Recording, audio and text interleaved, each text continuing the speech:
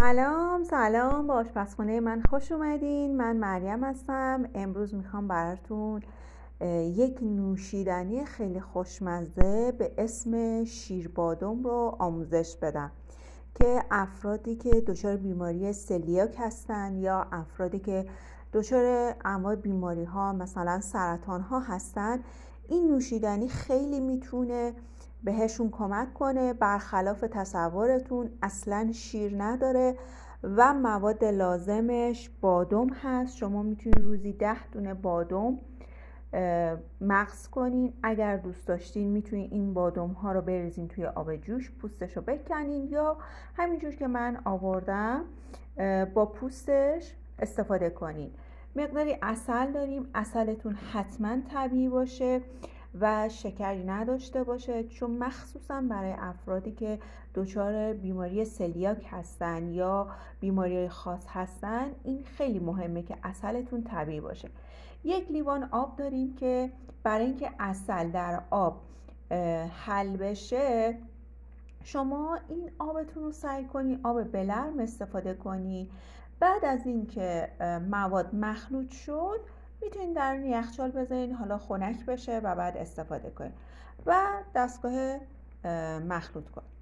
خب حالا کاری که اول انجام میدیم، ما بادوما رو داخل ظرفمون میریزیم. 1 لیوان آب بلرممون هم اضافه میکنیم و مقدار کمی عسل. من خیلی عسل استفاده نمی کنم، بسته به ذائقه خودتون داره. هر چقدر دوست داشتین میتونین عسل رو اضافه کنین.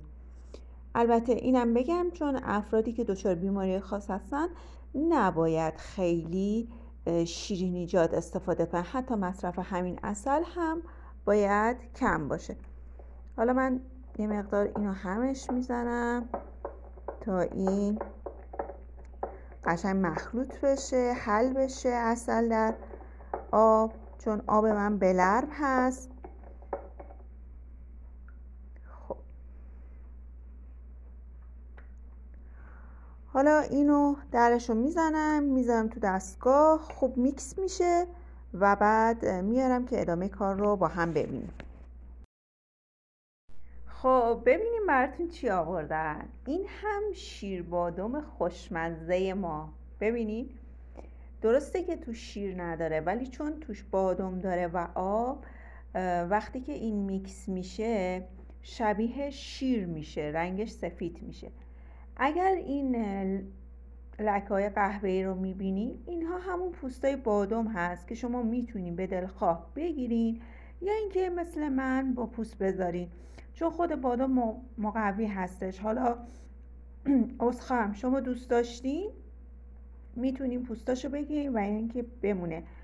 روزی 1 لیوان میل کنین. برای افرادی که دچار بیماری سلیاک هستن یا افرادی که دچار بیماری خاص مثل سرطان ها هستن بسیار مقویه، چون کلسیم بالایی داره و مواد مغذی خیلی بالایی داره و از هم مهمتر این که لبنیات نداره، چون لبنیات برای این افراد مناسب نیست. شما میتونین حداقل روزی 1 لیوان میل کنین. این رو میتونین بادم یا همه مغزیجات مثل پسته و فندق، گردو رو هم به همین صورت درست بکنین و میل بکنین و از نوشیدن 1 لیوان نوشیدنی بسیار مقوی روزانه لذت ببرید. حالا من خودم تستش میکنم.